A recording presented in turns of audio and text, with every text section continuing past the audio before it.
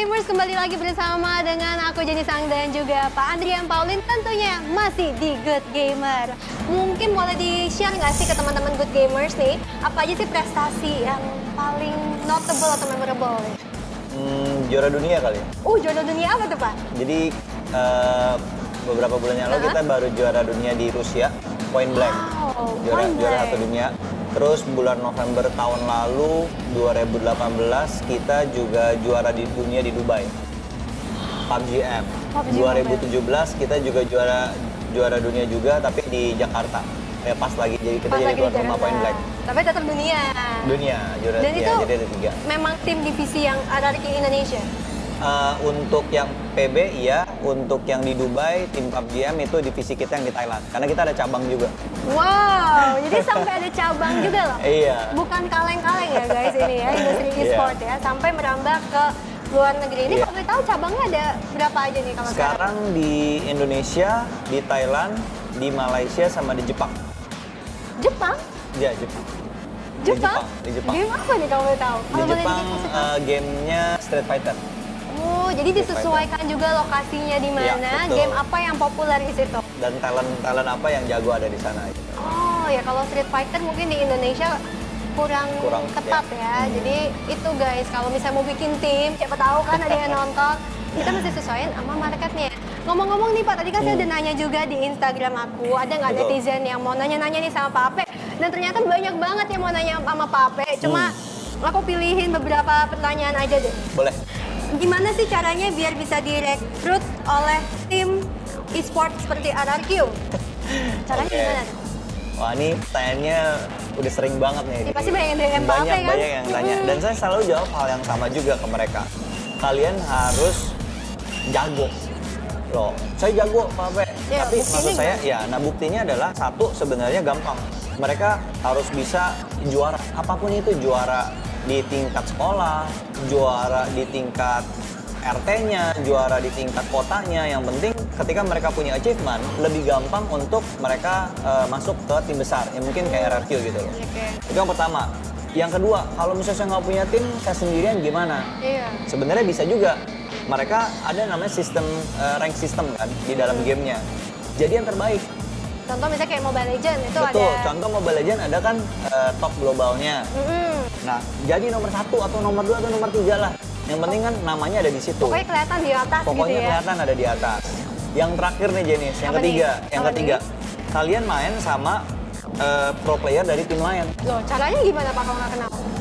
Mereka kan ada rank system, kan ada random kan. Ada ketika kalian ada kesempatan ketemu, ketika kalian ada kesempatan main bareng. Sama-sama di Mythic gitu ya. Di Mythic gitu loh. Ya kan ketemu Lemon misalnya. Nah, pas ketemu Lemon main yang bagus. Oh. Main Dan kayak gitu bisa di-notice? Bisa, karena sebenarnya dari manajemen itu juga nanya ke player. Siapa yang jago, siapa yang potensial. Dari situlah flow-nya gitu loh. Apakah dari tim-tim, contohnya misalnya RRQ tim besar ini selalu actively mencari pemain-pemain? Selalu harus. Selalu? Harus. Kan talent itu kan core-nya, player itu kan core-nya. Oke. Well, ngomong-ngomong soal contohnya kan Mobile Legends ya. Ini kebetulan juga ada yang tanya di tahun 2019 ini ada perubahan dari sistem turnamen di Mobile Legends MPL menjadi sistem liga. Yang katanya kan ada investasi senilai $1 juta. Nah, pertanyaan dari netizen ini, menurut Pak Ape sebagai seorang CEO, apakah $1 juta ini memang bisa menjaminkah bahwa industri ini akan terus bertumbuh dan berkembang dan bertahan di Indonesia? Kalau untuk menjamin, saya merasa saya nggak punya hak untuk menjawab itu karena sebenarnya itu ekosistem yang harus tanggung jawabnya tuh bareng gitu loh. Yang nggak cuma satu pihak atau satu organisasi doang. Baik dari mulai pesertanya, baik dari mulai yang punya gamenya, baik dari mulai komunitasnya maupun pemerintahnya, itu juga harus aktif kerjasama untuk make sure ini bisa jadi lebih baik. Kalau untuk dibilang investasi udah segitu mahal, apakah akan balik modal atau menjamin atau apapun itu, harusnya kemungkinannya lebih besar dibanding nggak ada investasi sama sekali.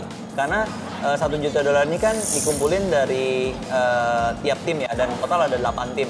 Jadi katanya sekitar 100 miliaran lebih lah. Nah, ketika uang sebanyak itu dimasukin ke dalam satu komunitas, Iya. harusnya lapangan pekerjaan akan lebih banyak lagi. Kesejahteraan orang-orang yang bergerak di industri itu juga akan bertambah gitu loh. Dan kualitas daripada liga ataupun industri itu juga naik. Harusnya aja nih, ekspektasinya itu begitu, betul. Tapi ya maksudnya banyak faktor X-nya lah. Cuman ya kita berusaha kerja keras semua pihak untuk make sure ini bisa bagus gitu, untuk bisa jalan gitu. Tapi itu suatu nominal yang sangat-sangat fantastis loh Pak. Saya Dan nggak ini bilang itu baru kecil. dan baru di game Mobile Legends. Kan Betul. masih ada game-game lain yang ada kan saat ini yang berkembang di Betul. Indonesia.